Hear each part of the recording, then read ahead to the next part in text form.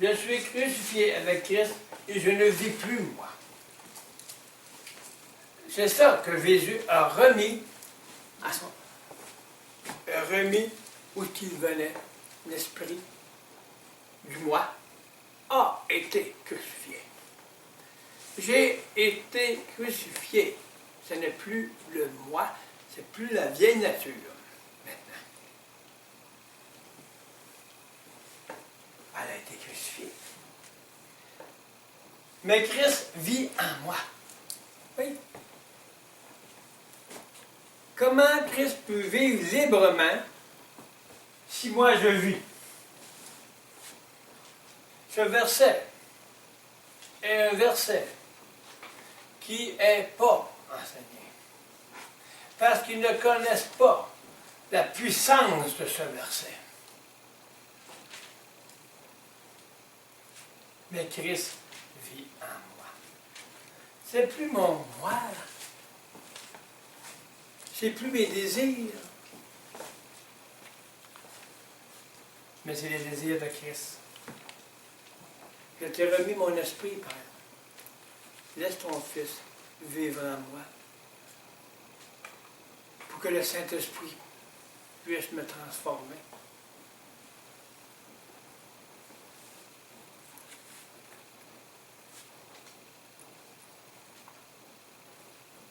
Et ce que je vis maintenant dans la chair, je vis dans la foi. Paul vient de dire ici que je vis dans la chair. Il vit dans son corps. Parce que le corps représente le péché. Vu qu'il a été crucifié avec Christ, vu qu'on n'est pas non plus rendu à la perfection, qu'est-ce qui vit dans mon corps? Le péché est là. La nature. Et je fais des péchés pareils. Mais je ne vis plus pour ça. Je le vis dans la foi. Je vis dans la foi. À qu'est-ce qu'on vient d'apporter? Mon vieil homme a été crucifié. Est-ce que je crois? Nous marchons dans ça. C'est la foi qui sauve l'âme. Parce que je marche dedans. Je pense à ce que la parole dit. Mon intelligence se transforme.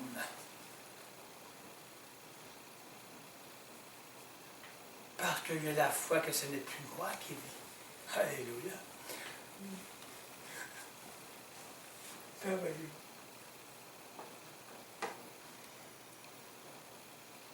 Merveilleux.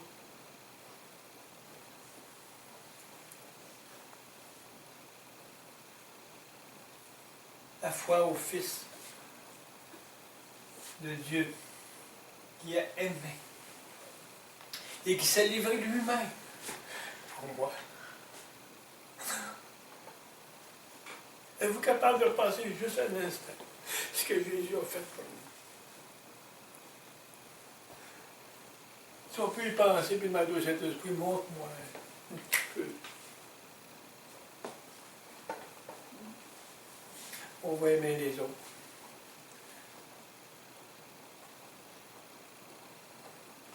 On va aimer même ceux qui nous trahissent. Même qui nous traitent de toutes sortes de noms. Parce que c'est plus moi qui vis.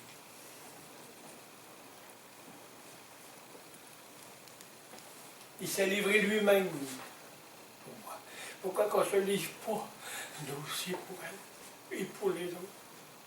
Les autres, c'est ça. C'est ceux qui n'ont pas vu encore.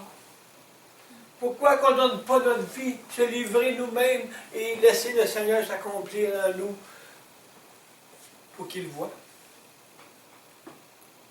Quelle est la foi?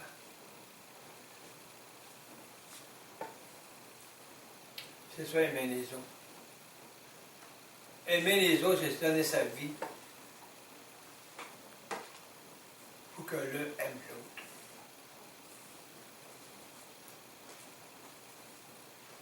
Hier, j'ai donné un texte. Justement, aimez-vous les uns les autres.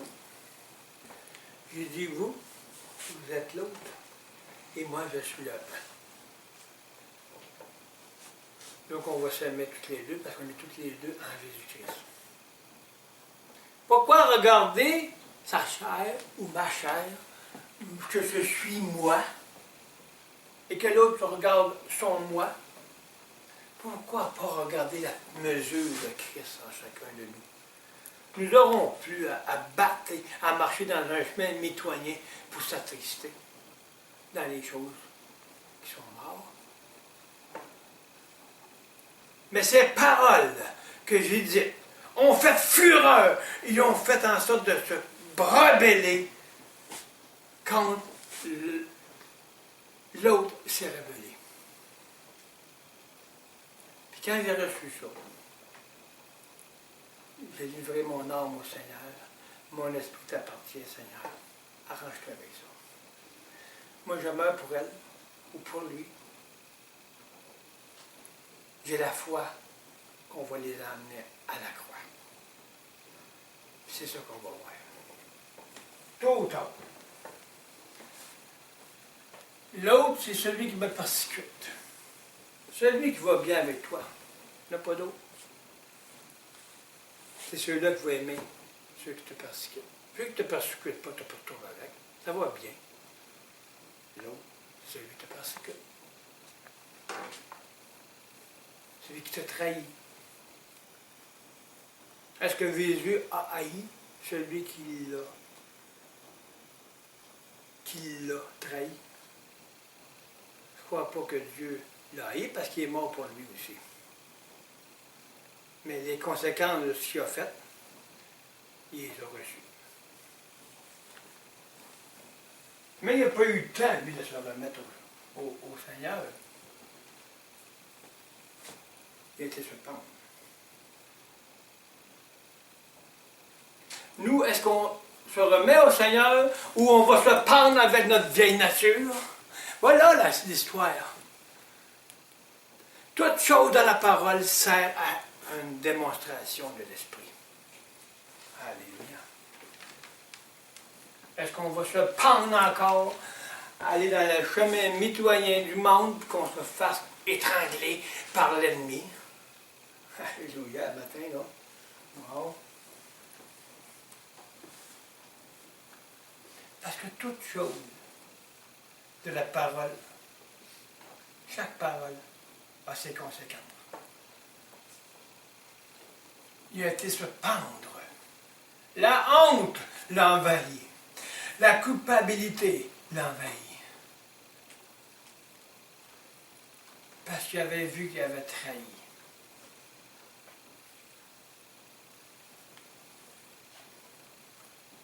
Lui, il s'est pendu physiquement. Nous, est-ce qu'on va se pendre avec notre esprit qui est d'une âme mondaine, qui me pend et que je suis plus capable d'avancer parce que je vis dans la mort?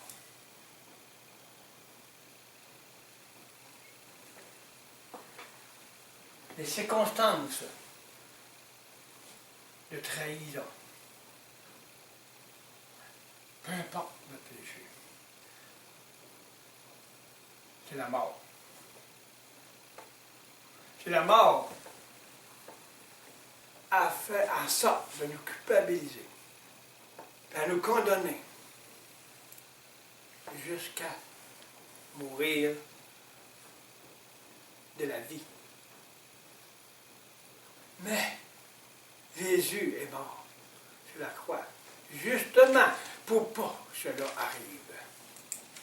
De ne pas avoir honte et de continuer, même si cela te tape sa tête, qui te fait mal, à volontairement pour ça. Aime-le. Si tu es dans ta vie, rien ne va te toucher, parce que tu n'as plus d'amertume dans ton cœur. Non, c'est la vie de l'amour qui est là. L'amour surpasse toute chose. Il dit, si vous avez l'amour, tout l'amour, de Jésus en vous va surpasser toute chose. Puis cet amour-là qui est en vous a la foi. Elle va transporter les montagnes. Puis elle va faire venir les montagnes du monde entier au pied de sa croix. Puis crier, Abba, Père,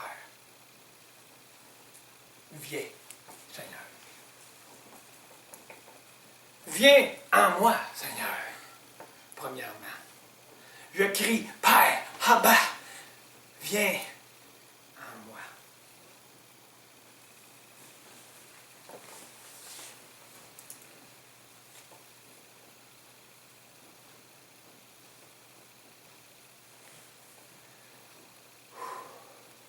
Cette nouvelle vie, c'est la vie de Jésus en nous.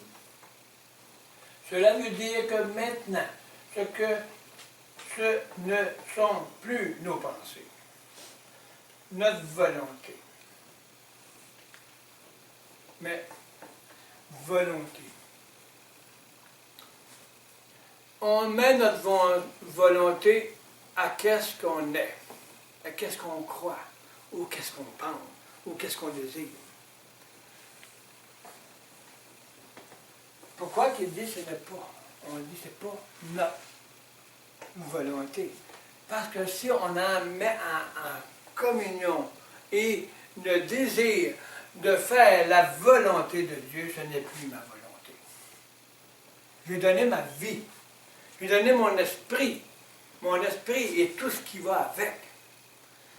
Mon intelligence, mes pensées pensent à la parole de Dieu. Mes pensées pensent à l'œuvre accomplie. Mes pensées pensent que ce n'est plus moi qui vis. Donc, quoi que je fasse avec ça? Est-ce que je mets ma volonté pour dire oui, Seigneur, je te remets toute chose? Maintenant, je te remets tout, Seigneur. Que ta volonté soit faite et non la mienne. Elle est en lien ensemble. Elle va juste plus encore, elle va s'unir ensemble. La volonté va être la volonté du Fils en nous. Puis avec la volonté du Fils, il n'y a pas de trouble, parce qu'ils sont déjà unis. Alléluia.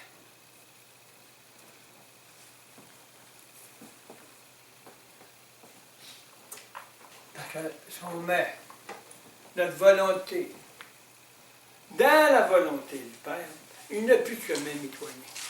Il y a un seul chemin. Le seul chemin est dans la volonté du Père. Il n'y a plus d'obstacle. Le Saint-Esprit peut aller dans ton âme et te transformer. Parce que ta foi est en action. Ta foi t'a sauvé. Si tu ne marches pas en action de qu'est-ce que tu crois, tu restes juste croire. Tu n'as pas de foi.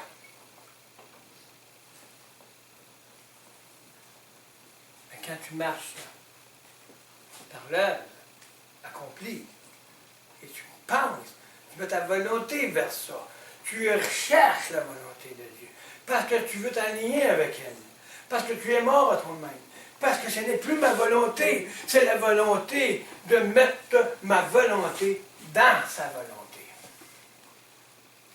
Pas ma volonté de faire ce que je veux, mais que ta volonté soit faite.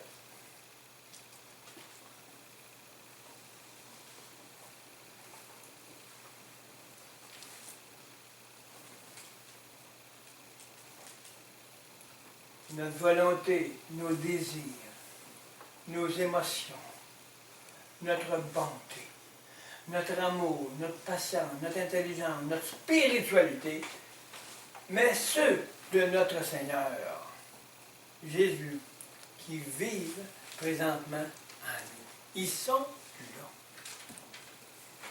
Il s'agit juste de remettre toute chose entre ses mains. Parce que j'enligne ma volonté pour que ce soit sa volonté. Et non la mienne. La mienne, c'est celle du monde. La mienne, c'est celle que je suis, j'étais. Donc on peut faire aller jusqu'à dire, non la mienne, Jésus dit, parce qu'il parlait comme étant humain.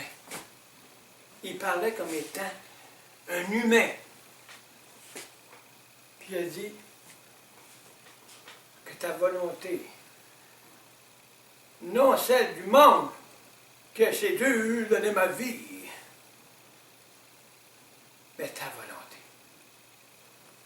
Il s'est mis dans la volonté de son Père pour pouvoir être puissant et tout puissant pour marcher jusqu'à la croix et donner sa vie sur la croix. Ça a pris le Père et le Saint-Esprit pour le conduire jusqu'à mourir sur la croix. Est-ce que nous sommes, c'est ça qu'il faut être, mettre tout entre ses mains, pour que lui nous donne la force par le Saint-Esprit de nous diriger jusqu'à la mort à la croix. C'est ça le but de Dieu. Est-ce que c'est le nôtre?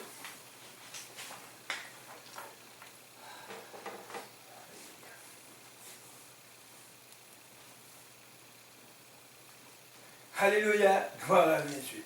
Nous verrons plus loin comment l'œuvre de cette vie, de cette nouvelle vie, se transforme en nous, dans une masse vivifiée par l'Esprit Saint, par l'Esprit sain de la parole.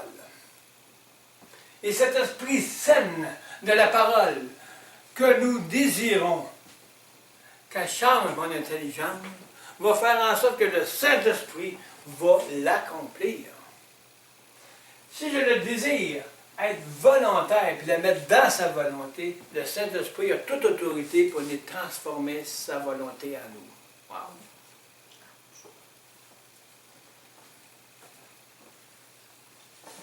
Il faut lui laisser.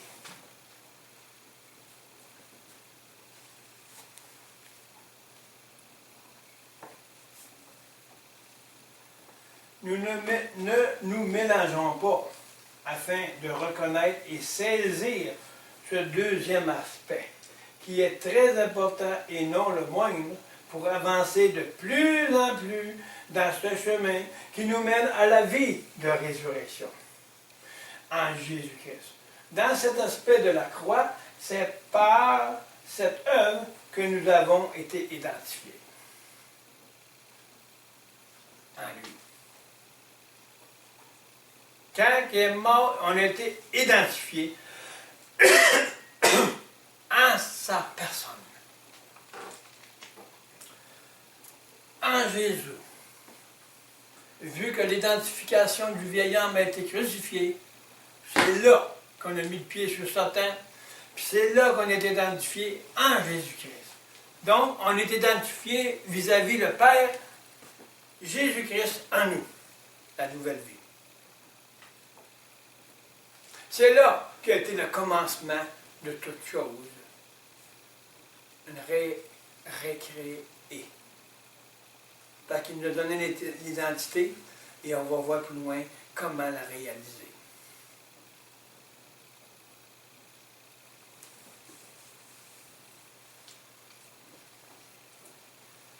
Nous avons été identifiés en lui, crucifiés en lui, pour la mort de notre vieil homme, état d'âme, ou notre vie antérieure. Car, c'est simple. Car si nous avons été identifiés avec lui à la ressemblance de sa mort, nous le serons aussi dans la ressemblance de sa résurrection. Là, ce verset-là, ici, on ne le met pas à sa place pour ceux qui parlent ou qui ne voient pas. Ils vont le lire, ouais, mais à la résurrection, c'est quand il va revenir. Un petit problème. Il dit rassemblance, ressembler, être des témoins de sa vie. Quand nous avons été identifiés. Il parle d'une identification, donc c'est le nouvel homme qui s'identifie en nous, par l'accomplissement à rassemblance de donner sa vie mort et aussi à la rassemblance d'être une nouvelle créature pour qu'on témoigne sa vie de résurrection en nous.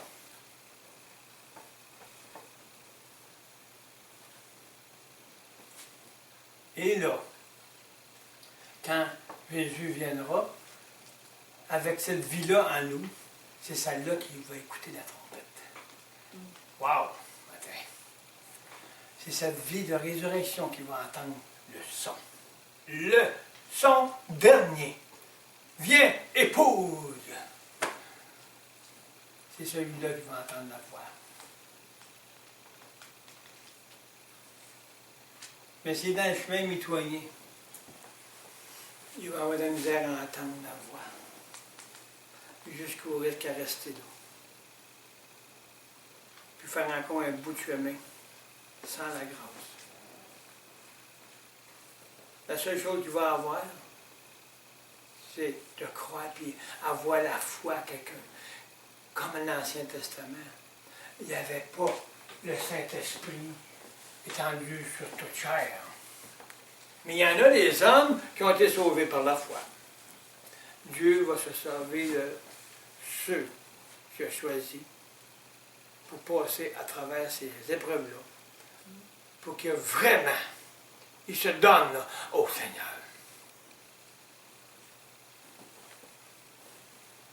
Il ne les laissera pas tomber, mais ils vont subir les conséquences de ce qu'ils n'ont pas donné, qu'ils auraient dû, qu'ils auraient fait, s'ils avaient obéi.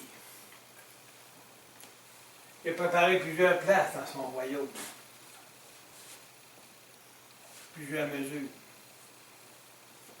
Mais l'époux est le premier fruit de l'arrière-saison. Les fils de Dieu, ceux qui sont conduits par le Saint-Esprit. Les filles, c'est son peuple choisi. C'est son peuple qui est époux. Mais l'époux qui ne sera pas prêt, ils ont une place aussi. Parce qu'il n'en laissera pas un à Sodome et Gomorrhe.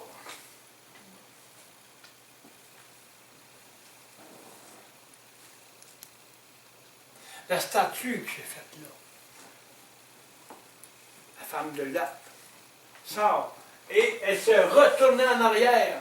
Qu'est-ce que ça représente? Ça représente qu'elle a retourné dans son ancienne vie, dans sa pensée, et elle est restée là comme une statue seule.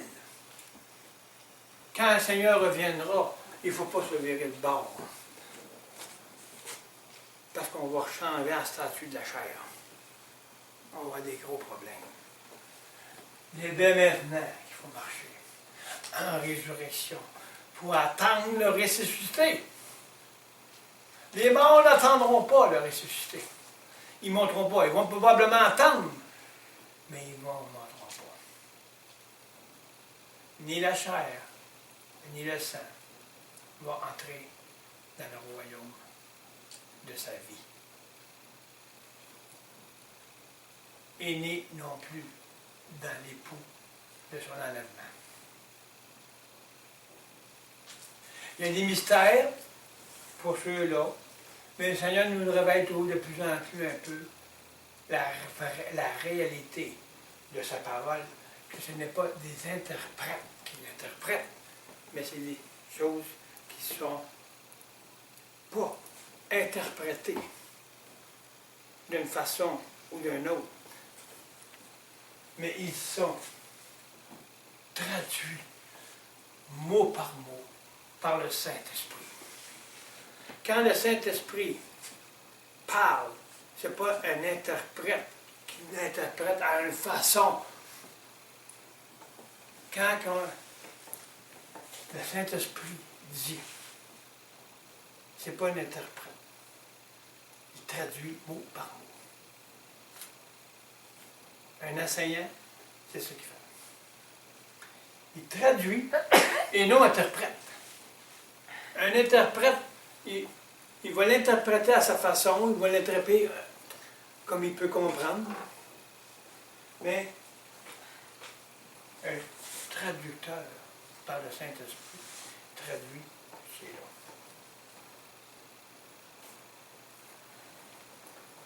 l'homme. Leçon, pas interprété par nos sens, notre intelligence, la parole pour nous. Laissons le Saint-Esprit traduire la parole en nous.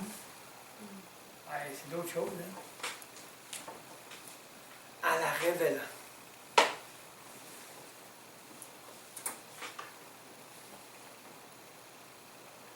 Wow.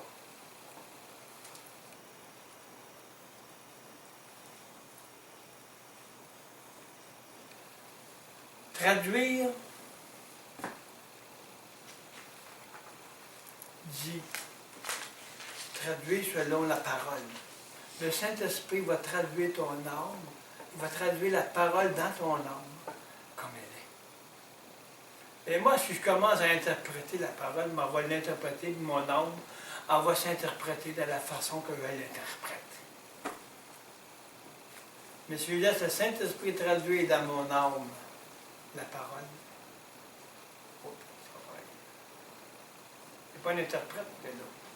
C'est une traduction très claire et réalisée, fondée, transformée par le Saint-Esprit. Plus que ça va, plus que le Seigneur nous montre les mots de sa parole.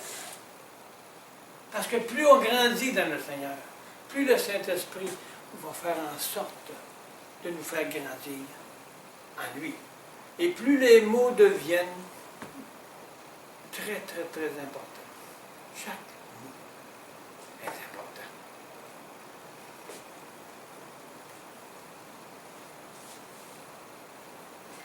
Parce qu'on n'interprète pas, on n'en passe pas des mots. Le Saint-Esprit n'en passe pas des mots. Il prend mot par mot, puis syllabe par syllabe, puis il y a un accent, et dans, c'est tout là. L'enseignement du Saint-Esprit fait en sorte de laisser le Saint-Esprit à traduire la parole qu'il veut nous donner. À la parole, à la traduction du Saint-Esprit. Ce n'est plus une traduction humaine, c'est une traduction du Saint-Esprit.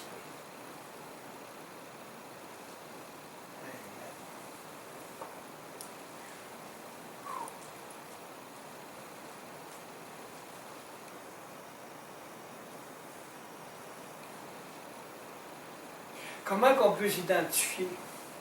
C'est interprété. On va s'interpréter, on va s'identifier comme selon un interprète. Mais si on se laisse interpréter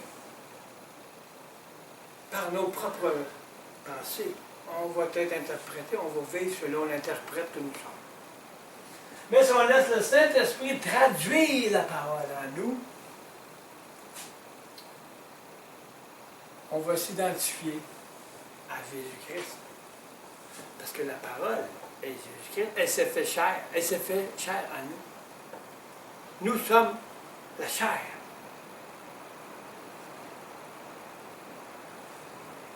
Mais à nous, c'est le Fils de Dieu.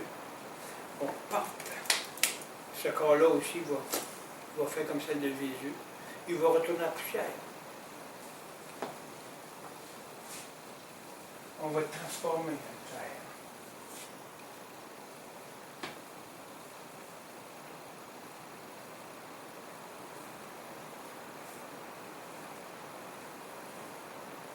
C'est très important pour notre marche de désir et de reconnaître la signification de ce verset. Car c'est cette partie de l'œuvre qui a pour but d'anéantir, d'abolir et de tuer la source du péché. Si on peut voir par une révélation de cette crucifixion, nous allons pouvoir laisser le Saint-Esprit nous faire voir avec une réalité de plus que le péché, la source du péché, a la racine dans l'arbre du bien et du mal. Mais aussi, on marche par la foi en cette pensée. La racine est morte. On ne pêche plus. C'est pour ça qu'on pêche encore, parce qu'on n'est pas rendu à la perfection. Mais au moins, on peut avoir la foi que c'est accompli, puis marcher de plus en plus à ce que le péché n'a plus de pouvoir et de moins en moins d'avoir pour plus faire de péché. C'est quelque chose, hein? C'est ça le but de Dieu. C'est pas qu'on soit parfait. Le but de Dieu, c'est que son Fils soit parfait et qu'il nous transforme dans le but d'être une nouvelle créature qu'il nous a donnée par la foi, nous sommes. Pécher, on péchera tous. Mais la foi, de pratiquer l'œuvre de la croix et ainsi de suite, va sauver nos âmes. C'est pas le fait de devenir parfait, c'est le fait de marcher à le devenir. Alléluia. Paul nous dit, je vais tout laisser en arrière, afin que je puisse toucher sa robe de pureté. Voyez-vous, si on essaye, on veut devenir parfait, on veut faire ci, on se condamne parce que j'ai fait ci, parce que j'ai fait ça. Bon, c'est pas ça que le Dieu veut. Il dit, remets-toi à la croix, puis marche par la foi. Déjà là, tu es sauvé quand même. Parce que tu es sauvé, parce que tu retournes là, parce que là, si tu continues dans qu'est-ce que qui t'empêche d'avancer, ça va pas bien. Parce qu'il y a des conséquences, que l'ennemi veut nous éloigner de cette vérité. Donc, si on laisse l'ennemi nous hanter, puis on perd la force de cette unité en Jésus-Christ. Donc, on n'a plus de force, puis il nous emmène jusqu'à être vraiment mal dans notre être. Mais si on revient, on dit, ça, c'est accompli. Notre foi, c'est de voir à ce que c'est accompli pour que je vive dans l'accomplissement. Donc, si je vis dans l'accomplissement, je ne vis plus mitoyennement. Je vis dans l'accomplissement de sa vie en nous. De cette façon, notre vision va faire en sorte de plus en plus qu'on va être vainqueur, et on va passer par-dessus tout, parce qu'on va marcher par la foi, puis on va marcher sur l'eau, puis on ne calera pas. C'est ça le but. Il ne demande pas d'être parfait. On ne sera jamais parfait, tant aussi longtemps que Jésus ne viendra pas nous chercher, parce qu'on a un corps incorruptible. Puis le péché habite en nous encore. Mais ce n'est pas qu'est-ce qu'il veut l'enlever, c'est fait, c'est accompli. Mais vu que la racine est encore là, puis qu'elle est en train de se détruire, elle est en train de tomber en cendre, il y a une racine qui tombe, une autre qui sort, jusqu'à sa venue, il va y avoir des fruits quand même de cette racine. Mais ils ne seront pas volontaires, puis ils ne seront pas puissants, parce qu'on a le Tout-Puissant en nous. Celui qui est en nous est plus grand que celui du dehors. C'est ça. Parce que j'ai la foi que celui est en moi par le pratique de ce qui est et ce qu'il veut et pourquoi il est là, pourquoi il est venu. Cela va nous garder sauvés de nos âmes. Puis on va marcher dans la vie de résurrection pour démontrer aux autres que Jésus est mort sur la croix et que toi, tu es l'exemplaire et le porteur de la vie.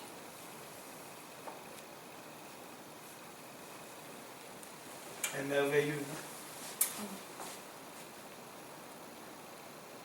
Qu'est-ce qu'on a à dire là-dessus? Mais soyez pas tristes. Soyez heureux. Levez vos yeux du cœur pour que le merci soit toujours dans votre cœur. Et pas juste quand ça va bien. Quand ça va pas bien, là, mais dites merci Seigneur, parce que c'est une épreuve qui va me donner encore la chance d'être béni. Alléluia. À chaque fois que je prends une décision, qui est peut-être une décision qui ne peut pas plaire à certains, parce que je dois la prendre, je suis béni. Pourquoi? Parce que j'ai obéi. Après ça, il peut me tomber des roches partout sur la tête. Mais je sais que j'ai fait, que le Saint-Esprit m'a fait faire. Parce que tu ne peux pas t'allier. Tu ne peux pas marcher. Tu ne peux pas faire alliance avec l'ennemi. Donc tu sors de l'ennemi, mais l'ennemi jappe. Parce que ceux qui jappent, ils n'ont pas reçu encore une mesure suffisante pour nous arrêter de japper. Parce qu'ils sont encore amertumes. Il manque encore du vieil homme. Mais gloire à Dieu, ce message passe. Peu importe comment il va passer, mais il va faire du ravage à ceux qui ne veulent pas se soumettre. Mais ceux qui vont se soumettre, ils vont être glorifiés, le Seigneur. Ils vont voir la ressuscité en eux. Ils vont voir la gloire de Dieu en chacun qui auront reçu et vu. Et quand ce sera la fin, quand que Dieu aura fait le tour de la planète, avec le message de l'œuvre de la croix qui va en mettre d'autres, un peu partout, qui vont être mes compagnons. Il y en a déjà qui sont prêts. J'ai dit dans l'enseignement à Québec, la prospérité dans le Fils. Ils vont prospérer dans le Fils. C'est le temps des fils de Dieu pour se lever. Et c'est ça qu'on voit. Le Saint-Esprit a conduit ça. Il a préparé ça pendant des années. J'étais après clouer des clous après la maison, après le plancher. Il dit un jour, tu vas voir la révélation des fils de Dieu. Tu vas voir ce que je vais te donner dans le Fils ici. Tu vas voir le reflet de la gloire de Dieu ici.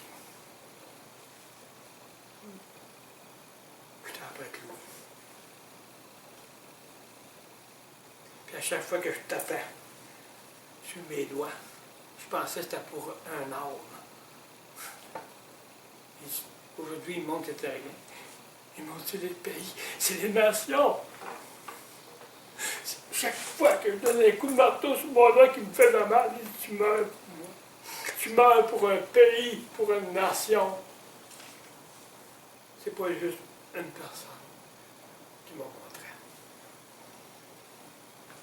Aujourd'hui, je vois quelque chose que je n'avais pas vu.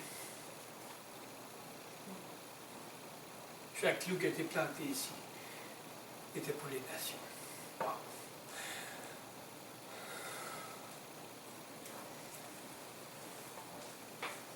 C'est quelque chose. Ma vie se transforme comme jamais. Moi qui pensais d'être transformé à une mesure qui va plaire, oui, mais c'était rien. Qu'est-ce qui se passe? C'était rien. Que ceux qui veulent être à quelque part, qui veulent être à quelque part pour servir Dieu, qui attendent de ressentir cette puissance en eux pour qu'ils soient sûrs, qu'ils soient éclairés, puis qu'ils soient conduits par le Saint-Esprit. N'avancez pas. « Ah, je veux être ici, je veux être là. » Soyez ce que Jésus est. Il est en vous. Et soyez où ce que vous êtes. Quand je ressens ça, je ressens la gloire de Dieu, mais je ressens aussi la peine de Dieu. C'est quelque chose. Dieu a besoin de nous, qui que nous soyons. Petits, grands, sont tous égaux en Jésus-Christ. Comme le diable fait. Les petits et les grands vont avoir le choix. Il ne dit même pas, ils vont être obligés de prendre la marque de la bête. Nous avons aussi les petits, les grands-pères, les grands-mères, les petits, les gens ont le choix maintenant. Il faut les amener à voir, à prendre le bon choix. De prendre la marque de notre nouveau nom, Jésus-Christ.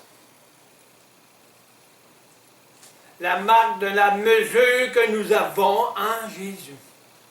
C'est ça notre marque. Il m'avait montré des marques.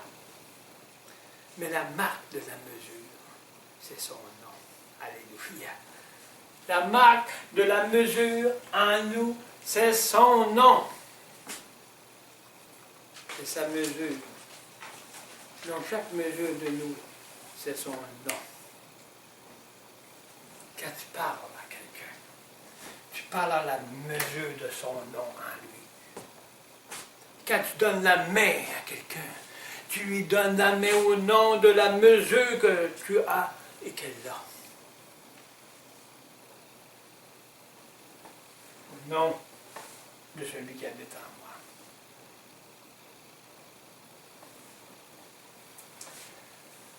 Alléluia.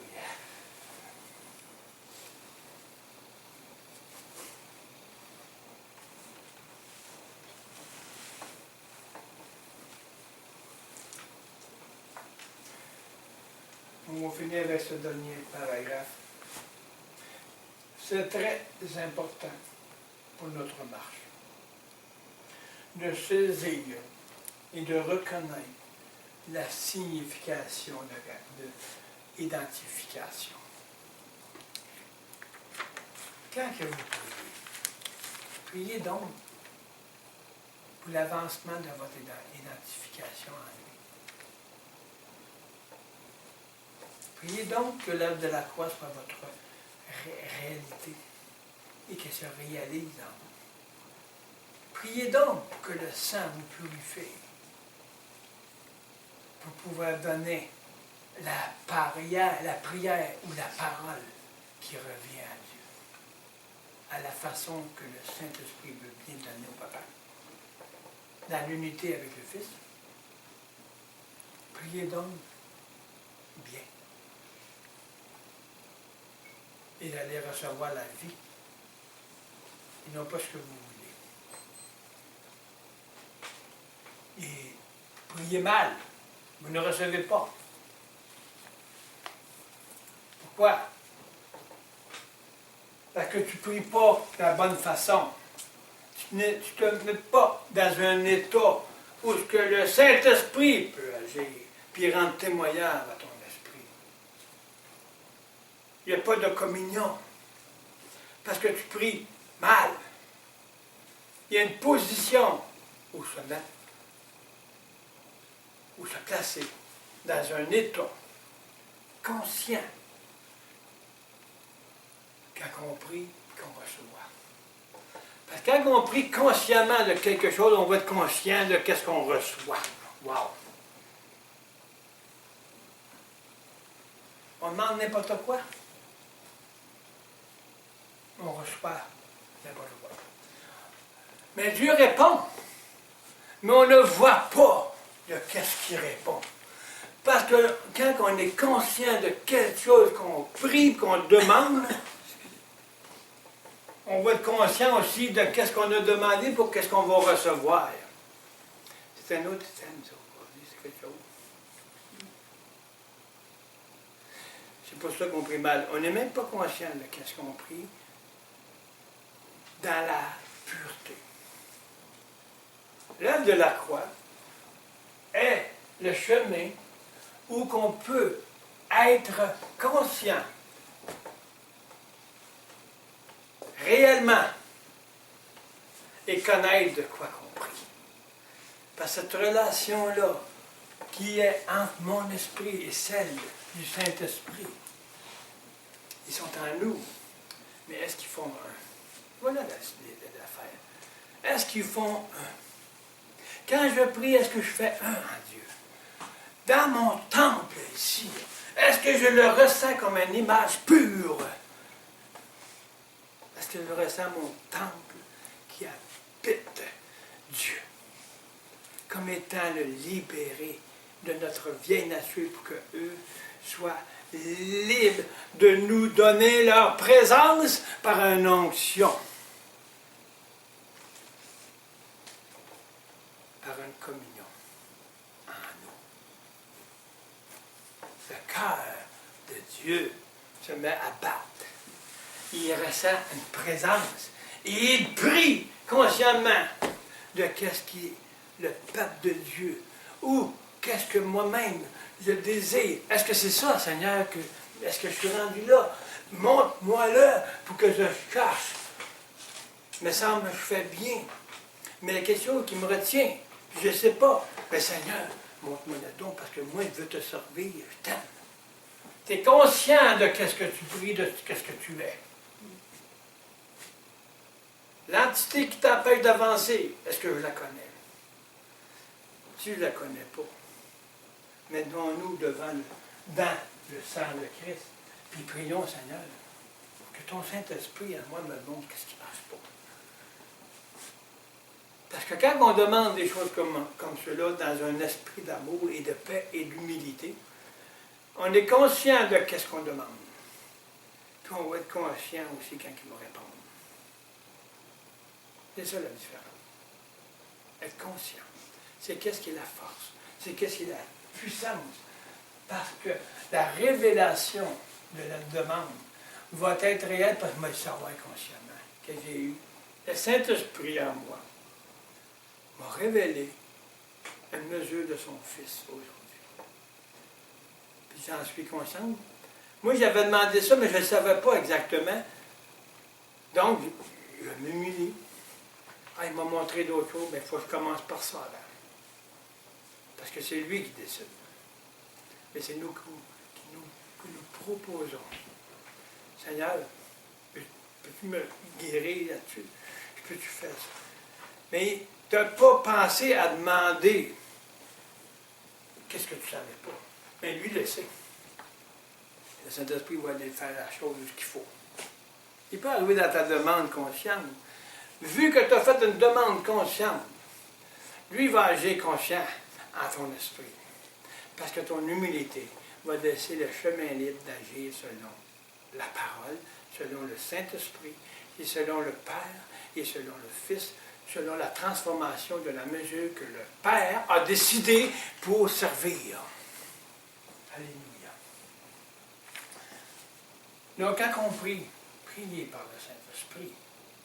Priez pour le Saint-Esprit, mais il faut être dans l'état conscient. On prie, le Seigneur agit. Mais est-ce qu'on se demande, moi, mais hier, j'ai prié pour quelque chose, là? Est-ce que je me rappelle seulement de quoi j'ai prié? Est-ce que j'étais conscient de quoi je prie? Avec un cœur rempli du Saint-Esprit, rempli de la parole, Jésus lui-même et le Père. Si je prie dans cet état, moi, m'a rappelé de quoi j'ai prié hier. Parce que je suis conscient de ce que je fais. Puis moi, être conscient aussi quand je vais recevoir. Puis ce que tu vas recevoir va être du Saint-Esprit parce qu'il va renouveler ton intelligence, qui va te donner la force pour continuer à être transformé.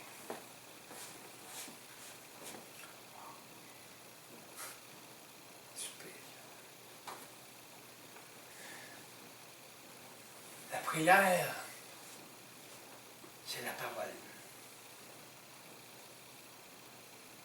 Je ne suis pas quelqu'un que je vais m'asseoir ou être un prieur, un intercesseur.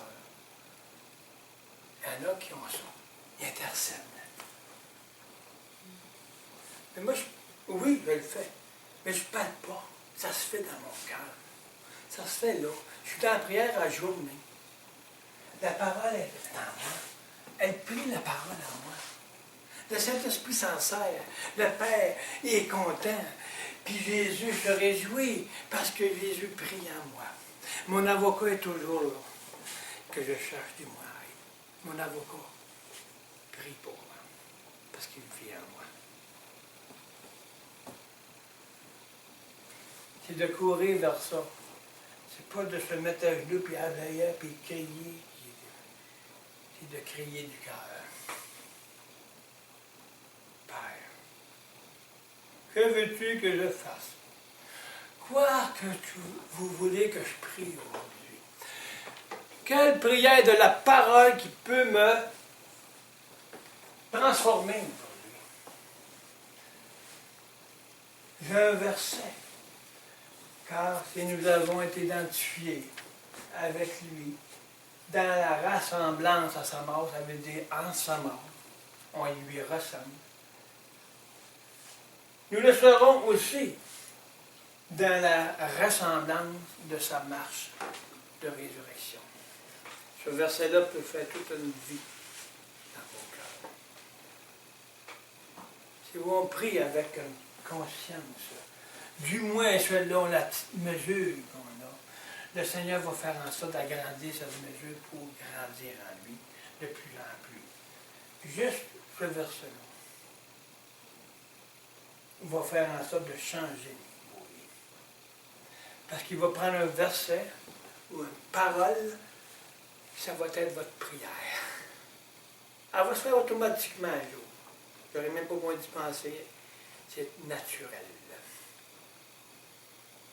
C'est ça qui garde notre pensée et nos cœurs à la croix. Et aussi en communion avec eux. Et parce qu'on est en eux. Avec. Si on est avec, c'est parce qu'il est en lui. Il peut être avec. Là, il ne faut pas qu'il soit trop loin parce que là, je peux peut-être plus penser c'est qui prie. Là. C'est bien moi, mitoyennement avec, ou en moi, qui est le seul chemin. Amen. Amen. Oh Seigneur, merci, alléluia, Seigneur. Quel merveilleux Seigneur nous avons. Quel merveilleux Saint-Esprit qui nous réveille, qui nous fait dire des paroles de sagesse et d'amour, Seigneur. Fais en sorte que ces paroles s'élargissent dans tous les cœurs, afin qu'ils puissent voir la réalité de ta vie en chacun d'eux et en nous, dit le Saint-Esprit. Père Céleste, je prie pour les nations que tu as mis dans ma disposition, afin que toi-même en moi porte le message, afin qu'ils reçoivent la vie éternelle dans une conscience vivante, une conscience à qui peuvent vivre consciemment ce que vous êtes en nous, Père, Fils et Saint-Esprit. Alléluia. Que Dieu bénisse les nations. Que Dieu bénisse chacun de nous, afin que le Christ soit glorifié à travers chacun, afin qu'on prépare la venue de Jésus sur les nuées, et qu'il dit, viens épouse, viens aux noces maintenant.